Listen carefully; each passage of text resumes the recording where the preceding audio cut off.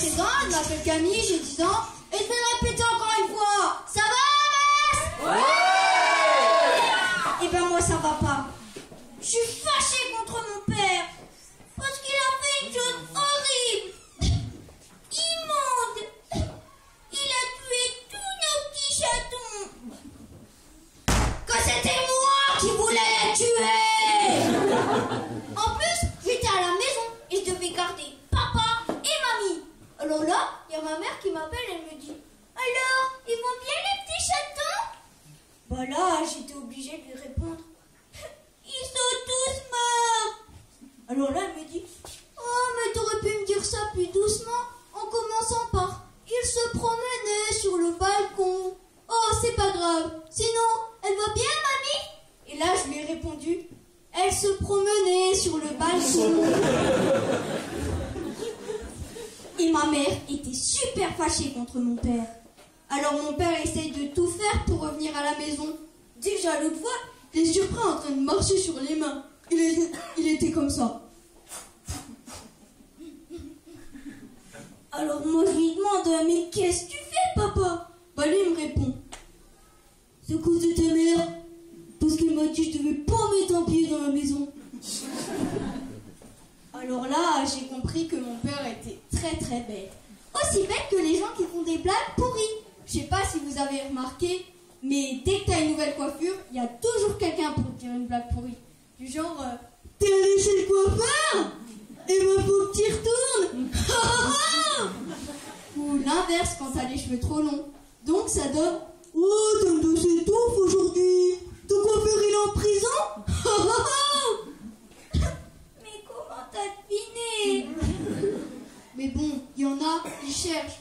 Comme un dans ma classe, sa coupe, c'est un mélange entre un mouton et un Jackson 5. Donc ça donne Mouton 5. Mais le pire, c'est qu'il a un cheveu sur la langue et aussi un poil dans la main. Donc dès qu'il parle, on peut pas s'empêcher de rire. Ça donne. Bonjour, je m'appelle Sylvain Samsonite et je vais vous lire l'histoire des 606 de Strasbourg. Alors à chaque fois, la prof, elle s'arrache les cheveux. Que c'est les siens qu'il faudrait arracher. Mais il y a une autre chose que je déteste, c'est le sport. Parce qu'on doit porter des maillots. Dans presque tous les sports, on doit porter des maillots. On doit porter des maillots de basket, des maillots de foot, des maillots de bain, des maillots de corps. Mais moi, ce que j'adore, c'est la mayonnaise. Mais je déteste le sport. Mais je déteste surtout l'athlétisme. Vous connaissez Usain Bolt? Vous savez, celui qui fait un 100 mètres en 9 secondes. Ben moi, je vais beaucoup plus vite que lui. Moi, je le fais en 15 minutes. Mais je déteste aussi l'athlétisme à l'école.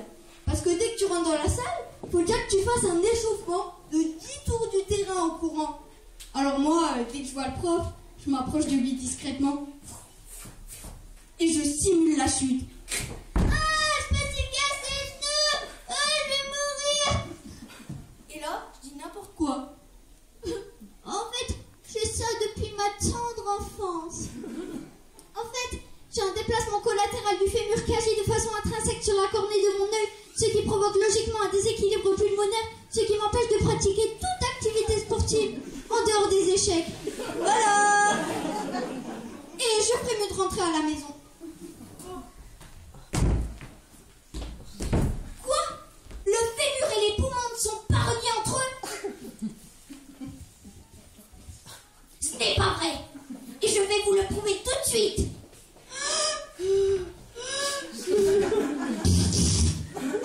Pardon.